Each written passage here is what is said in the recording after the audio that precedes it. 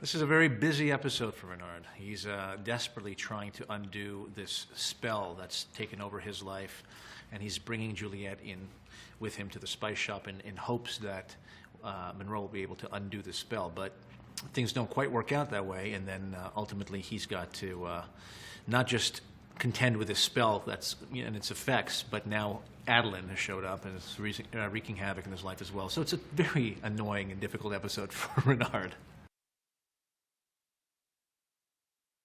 They've been spinning out of control. They can't seem to keep their hands off each other. They can't seem to keep their minds off of one another, and they are completely consumed by this spell. And it's only getting worse and worse and worse to the point where they're, completely.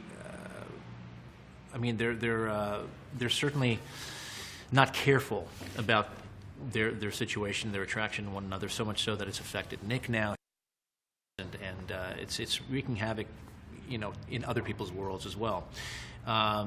So it's been a very dangerous infatuation.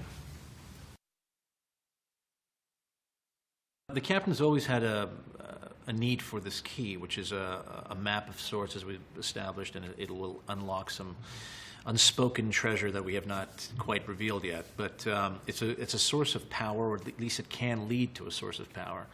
And everyone in the world who seems to know about it is after it, including my brother and all the factions back in the old world. So Adeline shows up, and she's got specific orders to retrieve this key and use me as the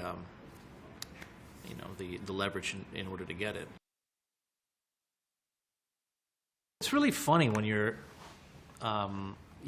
friends with the people you work with, and then you have these intimate scenes, and we can't help but just laugh our way through it because it's just a silly situation to be in. But as actors, you kind of, you're always faced with very silly situations, and it's just been a lot of fun. I mean, we joke around, we laugh around, and it's, if anything, the friendship adds a certain level of comfort, so we could work and not feel completely self-conscious about it.